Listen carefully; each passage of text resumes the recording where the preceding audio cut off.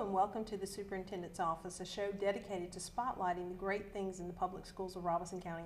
I'm Tasha Oxendine. Today we have some very special guests joining us. We have Sandi, the District Arts Education Supervisor, and Aquia Deese, a sophomore at South Robeson High School. Welcome to the show. Thank you. It's always great to talk about the arts. Sandi, I understand that the public schools of Robeson County has a vast arts program. Tell me a little bit about what all the different programs that it encompasses.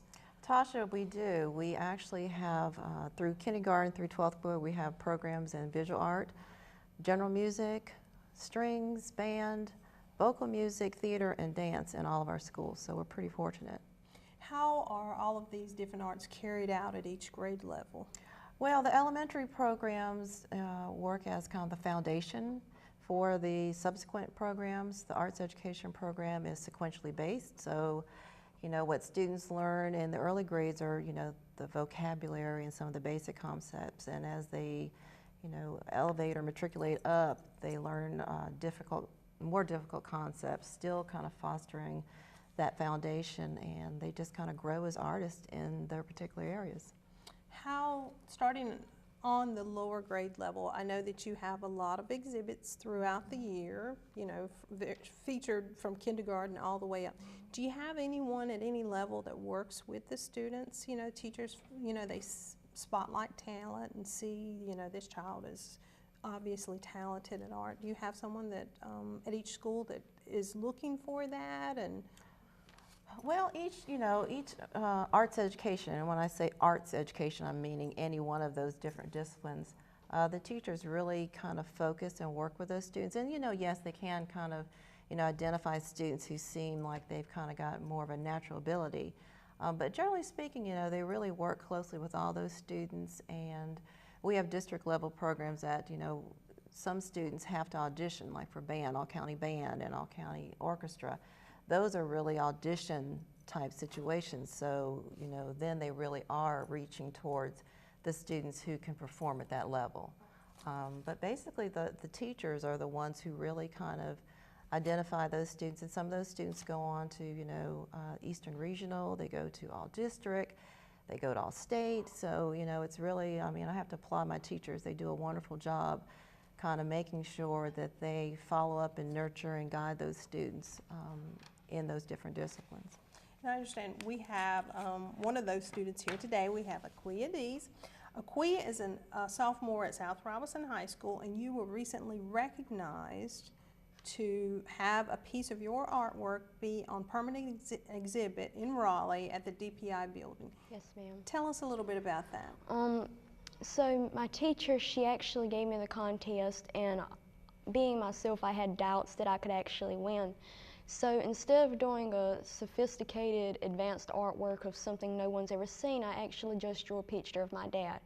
And I figured if I'd done something more common that people can relate to, saying, oh, that looks like so-and-so around here, it would actually develop a connection with the art. And so I done my dad. He was in his shades, and it was a black and white photo. And turned it in, and like a week before school, she called me and told me that I had actually won, which blew my mind. But I mean, it wasn't, I don't have seen a picture to her today, so, but that was basically what it was. That's okay. How did you become interested in art? When I was in 5th grade, I was going through a hard time, and I realized that instead of speaking out, which I'm more of a shy person, I could put my focus and my attention on my art and get away from everything. And around 6th grade, I realized, hey, I'm pretty good at this. I actually like doing this. So I started working with it more, and now in 10th grade, apparently I am good. And I'm just, Miss Kay's helping me work with it more and more every day. And I understand that you also work with a variety of media. I'm trying. Pens, drawing, painting, sculpturing. But painting's more hard for me, I guess. I just have to learn how to work with that. We have some video of some of your artwork today. Tell us a little bit about the different processes that you use to create your artwork. First off, I have to get the mood. That's the main thing. If they ask me to start on an artwork and I don't feel the connection to it, I'm not going to be able to do it. It's just I won't put that much effort or passion into it. But if there's a reason or a meaning behind the artwork, I can work with it and put more into it, the effort. really, any type of media I'm given, I can work with it because I guess I've spent my whole life trying to get to that point. But mainly, just I have to have passion for the art that I'm working on. I understand that you're also a poet. Does your poetry influence your art, or does your art influence your poetry? They actually go hand in hand because, like I said, through my art, as a kid, no one wants to hear what you have to say because you don't understand the strings of life yet. But through my art and my poetry, I can say what I want to say, and they actually listen to my voice even though it's not really being spoken. So for me, I guess my art and my drawing and poetry and whatnot is really my voice. So Where do you see yourself? I mean, you're early in school at the public schools of Robeson County, but are you hopeful to go off to study art, or? Okay, so my teacher and my family want me to go into art, and I think I will get maybe a degree in that, maybe a master's or bachelor, but my real passion that I want to do is forensic psychology. Wow. Yeah, so like I said, I'm not pushing it to the side because I don't know what my opinion is going to be in 3 or 4 years, so right now I'm just taking it one day at a time. You still have a lot of time. Yeah. Was there a reception to host to the exhibit or to announce the artist for the exhibit in Raleigh? The Raleigh reception hasn't happened yet. We're still waiting on for the date. But at the Board of Education, there was a reception or a little meeting that recognized it, and they gave me a plaque, but we're still waiting. How does that feel to represent the whole district with your artwork, a permanent exhibit in Raleigh at the Department of Public Instruction? It's very overwhelming. I've never been one for attention, and to have all of a sudden all this spotlights and stuff like that, it's kind of crazy, and it kind of bothers me a little bit, but like she just told me, I have to adapt to that. I think you're handling it pretty well. Sandi, throughout the district, not only do we have a successful number of artists, we also, I understand that they are taught by highly successful artists as well, our That's teachers. true. Tell me a little bit about that. Yeah, we do. I mean, you know, these folks are certified teachers, so they've gone through, you know, music, theater, dance, and visual art education programs, but, you know, they also are artists as well. So we have members of band in the band program who are actually, they have a band. It's called the Public Schools of Robeson County Band of Directors. And there are about 15 of them, and they've recently performed here at the university when we had our VSA Arts Festival. And they're kind of like a jazz band, but they're really good. And, you know, it's a combination of high school and middle school band directors. Our visual art teachers, every year they have a faculty art exhibit at the Carolina Civic Center. And, you know, we have a wide range of works that teachers are doing, you know, from jewelry to painting to sculpture to mixed media, photography. So, you know, it's the same thing with the theater and the dance folks. It's kind of important that arts education teachers are also practicing, because it's very hard to teach children about being creative in the whole, you know, vein of creativity when you're not practicing that. So that's really an important component of being an arts education teacher. And I understand that you're an artist as well. I am. So I do jewelry, and I've been a printmaker. So we all are, that's just a part of who we are. So it's kind of hard to disconnect that part. Well, that's wonderful. How are the teachers across the district incorporating art and utilizing art to support the new Common Core curriculum that North Carolina has integrated across the state? You know, really, I think the arts education program has always been one that has always supported the other areas.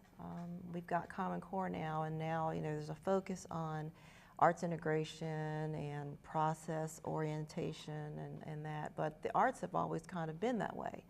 So, you know, actually some of the anchor standards for reading, writing, speaking, listening, those are all things that really naturally occur in the arts education program. Students have always, like Aquia said, she's always taking, you know, concepts and ideals and actually, you know, conveying that into an image. And the same thing that a writer does with text.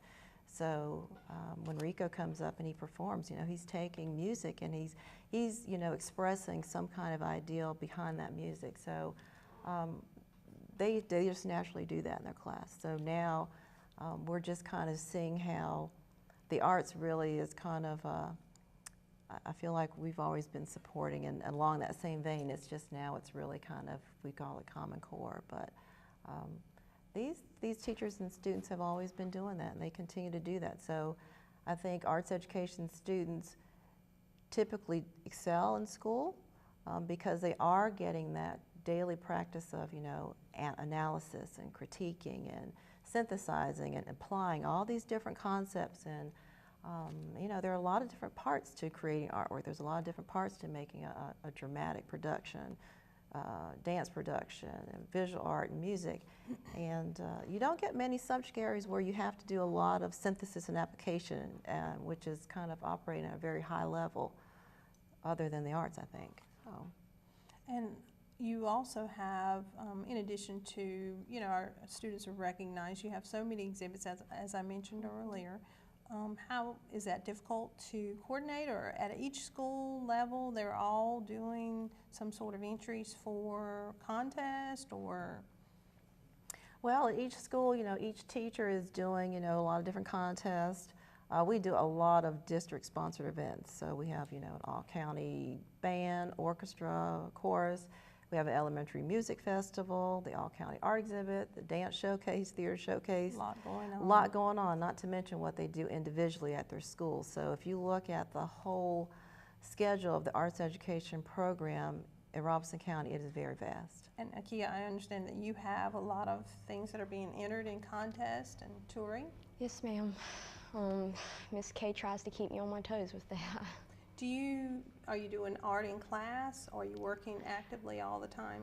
All the time, whenever I get the chance, or whenever I'm in my classes. I usually get in trouble for it, actually, because I'm not supposed to draw during class, but Miss K, I want to try to make her proud and my family, so I try to work on it and get to realism as close as I can. So any extra time I have, it's put to art. Okay, thank you for joining us today, Aquia. We look forward to seeing your artwork all across the district as well as around the country. And as we come back, we hope that you'll stay with us. After the break, Ricardo Pojo will spotlight the excellence of music in the district. Stay with us for the Superintendent's Office.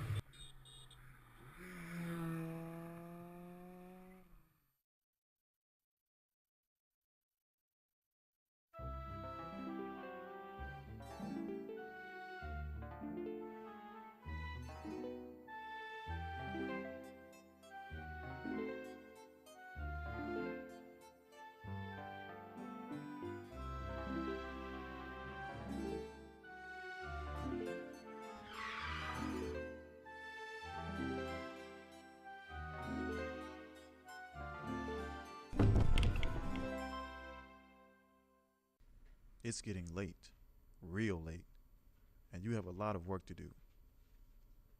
Your assignments are due in the morning, but you'll wait till the last day to do it. Instead of doing your work, you'll head for a party and forget all about your assignments. It's now 5:30 in the morning, and would you have time to finish your assignments after you partied so hard? I don't think so. Don't be a procrastinator. Do your homework. WNCP Radio The Hawk is the place to go to hear about what's going on campus and for the hottest new music and the best shows. Listening online is super easy. All you have to do is go to uncp.edu, find WNCP Radio at the bottom of the scroll down menu, and click on the live link. With new shows every week, it's always a good time to listen. While you're listening, you should like us on Facebook and follow us on Twitter to always know what's happening with WNCP Radio The Hawk.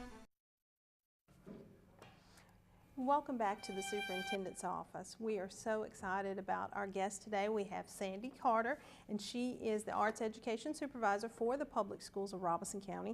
We also have Ricardo Pojo, and he's a sophomore student at Lumberton High School and a violinist. Welcome to the show. Thank you, ma'am. We're so excited to have you today. Sandy, you were telling us earlier that Robeson County's arts education program is alive and well. Yes. Students are touring, you have exhibits. It's a very successful program. How far do we have exhibits that are touring or artwork that's touring around the country? Well, Tasha, we actually have had students have work in New York. We've had it go across like to Oklahoma. So visual art, they've had a lot of different places that their work has traveled to. Our music students have traveled across the state. Lumberton High School's band has actually gone to Disney World and Wow. performed in the Macy's parade as well. So, you know, that program has gone a lot of different places. And I know South Robeson High School, their band program, they have gone to Georgia and, you know, to Duke and different places. So the teachers actually are taking students, their work other places, but they also are taking the students. I know at Fairmont High School, Ashley Bordeaux, they've taken every year for the last few years, the visual arts students in the history department have kind of collaborated, and they have taken students to Washington, D.C. So it ends up being, you know, a study in history, but then also in the art part too. So, you know, it's important to get students to visit other places and to have those experiences. It just kind of helps them grow. And so, you know, I applaud teachers who take those field trips because it's a part of the learning process, kind of out of the classroom, and they learn a lot of different things out of the classroom that actually just kind of support what teachers are doing in the classroom. And I'm sure it's exposure for our students because I'm sure that we have some students in such a rural setting that they've probably never been. We have students that have never been out of Robeson County. That's true. So those field trips, you know, are more critical than ever to try to help our students here reach out and experience new things and see things and eat different things and, you know, just see that the world is pretty big. So, and, you know, I can tell you of students who have gone on those kind of trips and they actually end up, you know, wanting to go other places and study, you know, out of state. And I mean, it really affects them, so. And that's probably a learning experience in itself.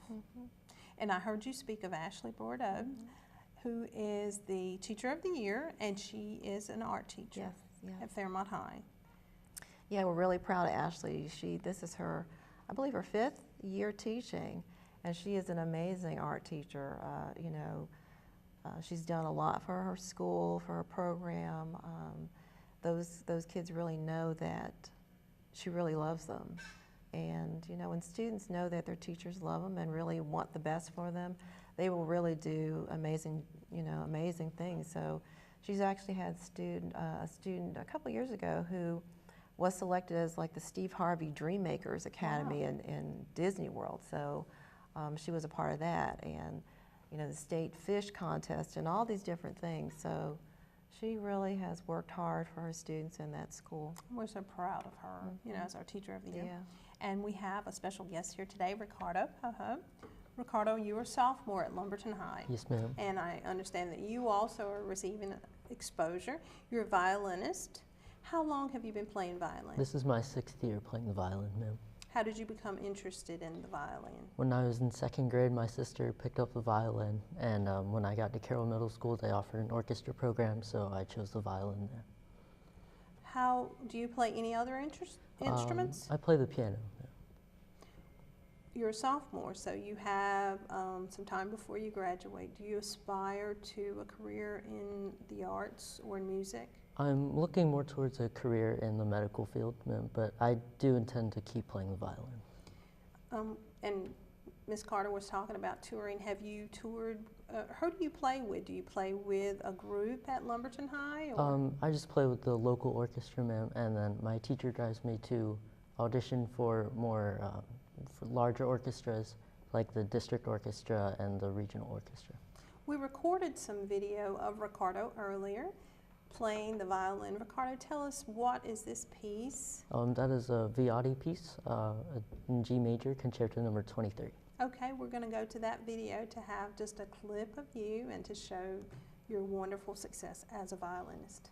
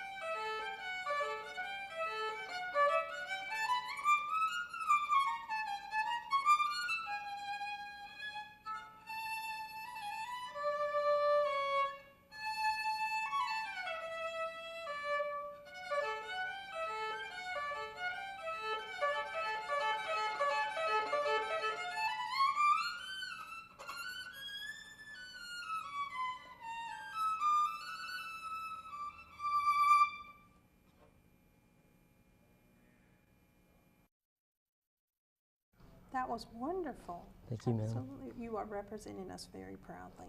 Do you have any aspirations to go on to play in New York or? I want to play the violin as a side thing. Maybe not the main thing I want to do with my life, but it would be nice to play with larger orchestras one day. Are there any artists around the country who have inspired you? Not really, ma'am. It's just been more of a personal drive for me to be the best violinist I can. Oh, that's wonderful, wonderful. Sandi, we've seen cuts in arts education around the country, but I understand that Robinson County has not seen such cuts. Tell me a little bit about that. You're right, Tasha. There have been a lot of cuts across the state.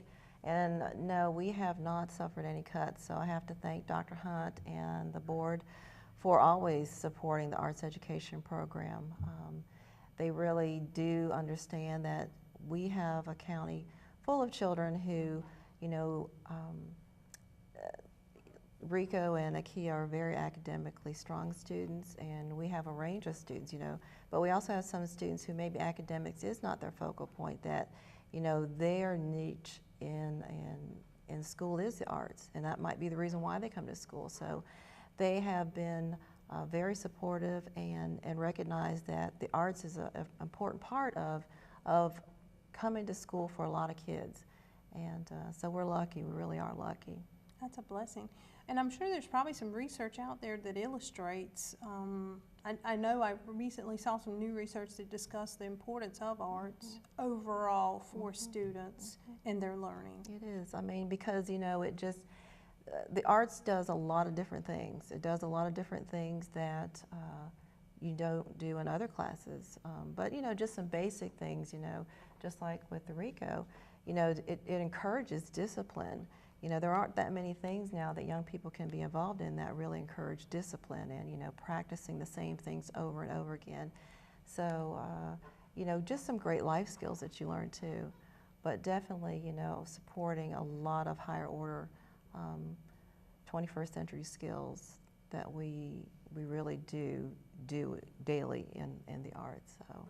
Rico, would you like to speak to that? Obviously, it takes a lot of discipline to learn an instrument such as the violin. Has it helped you in your classwork to be more focused? Yes, ma'am, because when playing an instrument, you have to make sure you practice daily or as often as you can in order to master a piece of a certain difficulty.